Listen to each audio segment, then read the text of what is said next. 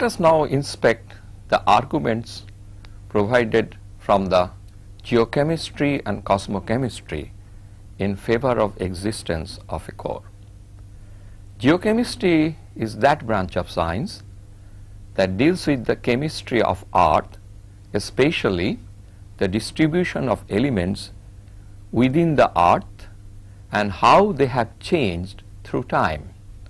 Cosmochemistry does the same thing, but its boundaries are much wider. It makes a comparison of the distribution of the different elements among the different extraterrestrial bodies and compare them with that of the earth, and it also tries to build up a picture of evolution of such distributions. Interestingly enough, the most of these geochemical and cosmochemical arguments in favor of the existence of the core comes from the comparison of compositions of the extraterrestrial objects with that of earth. The most common extraterrestrial object that are used for this composition is meteorite. Meteorites are extraterrestrial objects that travel through the space and finally arrive at the surface of the earth. It is believed that meteorites form from the same material by accretion of which the earth has formed. So, a comparison of the composition of the meteorite with that of the earth leads us to a better understanding of the composition of the earth and its origin. It is also believed that meteorites, at least most of them, come from the asteroid belts that occupy the space between the planet Mars and the planet Jupiter. The meteorites are interpreted to be planetesimals, that is the embryo of planets that fail to grow into a large enough size to form a planet itself, or they are fragments of larger planet-like bodies that are disintegrated by collision with each other. It is thought of that one such large planetary body was called Vesta, and many of the fragments of the erstwhile Vesta are now collected on the surface of the earth as meteorites. There are many types of meteorites, but for the purpose of our study of the core, we use four major kinds. One is Ci carbonaceous chondrites, whose composition is believed to be exactly similar to the primordial, that is the earliest composition of the earth and that of the solar system. The other types of meteorites that really help us in understanding the composition and existence of the core are stony meteorites, iron meteorites, and stony iron meteorites. The stony iron meteorites has two components to it, one made up of nickel and iron and very dense, the other more comparable to the composition of the mantle dominated by silicates. It is the existence of these iron meteorites that first led man to think of a similar component to be present in the center of the earth, made up of high density nickel and iron. And the stony iron meteorites with its silicate cover around the core is a resemblance of the mantle. So, this was man's first estimate of the composition of the earth and first guess that there is a core which is dominated by nickel and iron.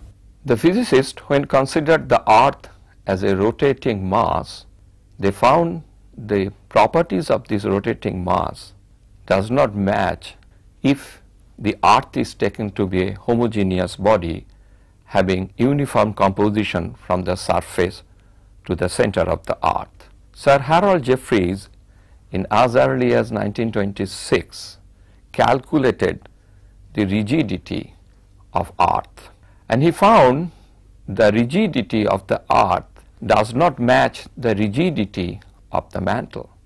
It is the rigidity of earth that is lower than the rigidity of the mantle. It led to the conclusion that earth must have a liquid layer inside and thereby indicating to the presence of liquid core.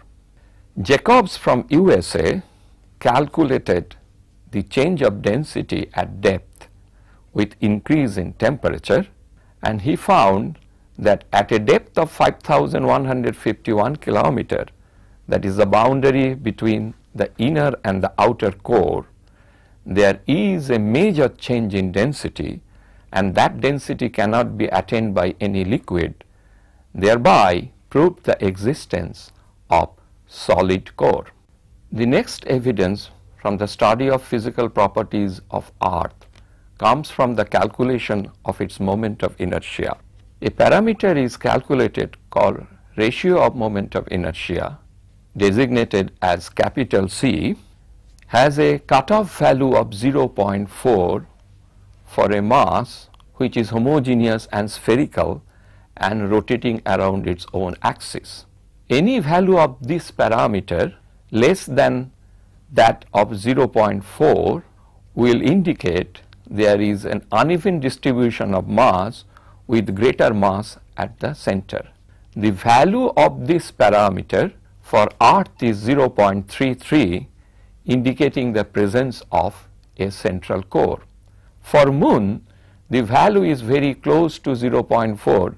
To be specific, it is about 0.39, suggesting if the moon has any core, the core must be very small and not more than 300 kilometers. Just to keep us reminded, the size of inner core of earth is comparable to that of the size of moon. Using this moment of inertia ratio, the existence of core in other planets like Venus and Mars has been established. The other property of earth as a rotating mass, the ultimate reason that a self-gravitating rotating mass like that of earth will have a core is a simple physics. For such a mass, if it has differential masses inside it, the densest material should be concentrated near the core for the moment of inertia reasons. And that is exactly what is happening in case of earth. The dense material, that is iron or nickel, is concentrated near the center of the earth to form the core.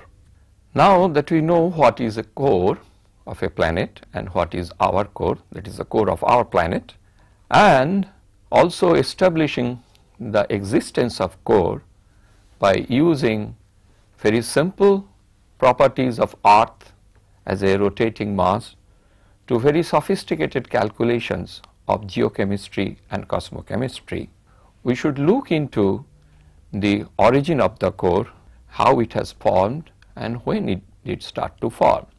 Before going into the details of these processes, we can take another very quick look of what we have discussed so far. The most exciting aspect of doing the earth science is that to know about our earth itself, we need to know about the things or the objects that are outside the earth, and whatever we discussed so far, meteorites proves the point. Because there is no direct accessibility to the central part of the earth, it is the analogy between the meteorite and the earth that led us, and way back in the last century, to believe that the earth has something at its center which is dominantly made up of nickel and iron. Also important is that the very simple physical laws, that is the ratio of moment of inertia, that beyond doubt proves that for a rotating spherical body, if the mass is not homogeneously distributed, it can be very easily calculated. The other question that can be asked now, what is the utility of the core to us, the people who live on the surface of the earth? Well, scientists are eager to know when, how the earth formed and what are the possibilities that Earth will evolve into something else in the future, but for the survival of us, the civilization, the human beings, the entire organic world, which is simply referred to as biosphere, the presence of core is absolutely essential. It seems rather paradoxical how something which is occurring at a depth of 2,891 kilometers is affecting our life and supporting our existence on the surface of the earth. The answer to this question is the role the core plays in forming one of the most important property of the earth as a planet, that is its magnetism. It is believed, and it is now proven, that the magnetism of the earth originates in the inner core. So if there is no core, no inner core, and there is no magnetism, and how will it affect us? Well, simply speaking, navigation and other things, that will be definitely hampered if there is no magnetism. But the most important role of magnetism is that Earth's magnetism creates a shield around the planet Earth, which deflect the numerous, innumerable charged particles that are emanated from sun and other bodies, which are very harmful and broadly referred to as cosmic rays. Because of this magnetic field that is acting around the earth as a shield, these harmful cosmic rays are deflected and we are safe.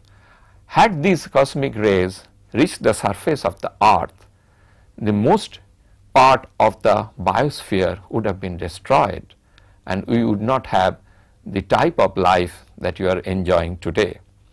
So core, now we know they exist, it exists, and we know what it does to us for our survival. So it is not only for the sake of physics, not only for the quest for knowledge, we must know and acknowledge core. Because there is a core, we are surviving. When we deal with earth sciences in a broad perspective, the most dominant process that is operating very near to the surface of the earth, the process that we believe to be responsible for everything that we see on the surface of earth, its geometry, its composition, even the climate, the temperature variations, these are all controlled by a process that is called plate tectonics. And the main driving mechanism of all these processes related to plate tectonics is heat. It is the heat energy. Earth gets hotter as you go deeper down, and this heat has two sources. One heat is the primordial heat that was formed during the formation of the earth and stored in the core. So core is the major reservoir of earth's heat. The heat that comes out of the core drives the mechanism of plate tectonics, and thereby it is helping us to survive, because if there was no plate tectonics, it would have been really difficult for organisms to develop on the surface of the earth. Please watch next part of the program, Core of Earth, Part 3.